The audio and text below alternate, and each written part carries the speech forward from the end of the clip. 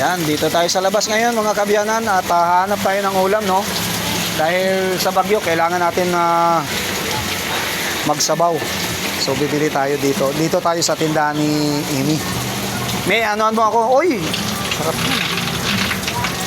Ano to? Dito tayo sa manok. Masarap yung manok ngayon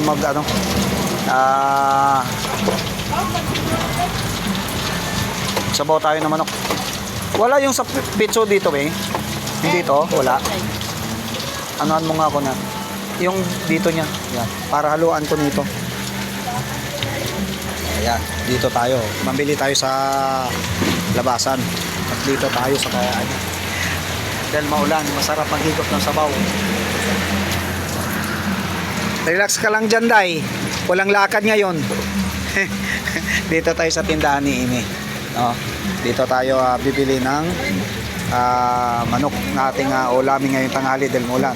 At syempre, lahat ng mga tao ngayon dito, lumabas na kayo, nandito lang yan sa kay Amy. Ayan. Oh, masarap magsabaw ngayon. Ayan. Ano yan, Me? Dagdagan mo na lang tong isa. Tapos ano mo ng sabaw. Itong yung hita. Yan. Yan. So magsasabaw tayo.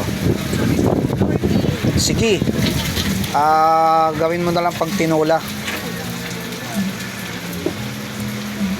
Siyempre sasabaw tayo diyan. Oh. Mas okay dito lahat. Yung mga presyo naman. Oh. Bulalo. Yung mga gusto dyan, lumabas na kayo. Yung mga gusto yung pang sabaw, pananghalian. Dito lang yan, kay Amy. Oh. At saka yung mamaya, nandun, nagluto si Kap eh. Kay Junlip, siya doon, ng lugaw, nagpaluto ng lugaw. Pero, palakas pa rin yung ulan. Ayan oh. Lumalakas pa rin. Ayan na naman. Yan. So dito tayo sa kalsada para mamili tayo ng ulam para sa tanghalian. At syempre, kasama na muna, mag-almusal muna syempre. Bayaran na natin. Yan. So guys, thank you. Maraming salamat. Thank you guys. Mag-iingat po tayo lahat, no? Yung kumpare natin na nagtitinda ng isda pero walang isda dahil bagyo daw. Dahil bagyo daw, bagyo kaya hindi nagpanabutas. Ayan o, pare Dindo, walang isda na tinda kay ngayon. Ayan. So ayan, thank you guys. Maraming salamat. God bless po.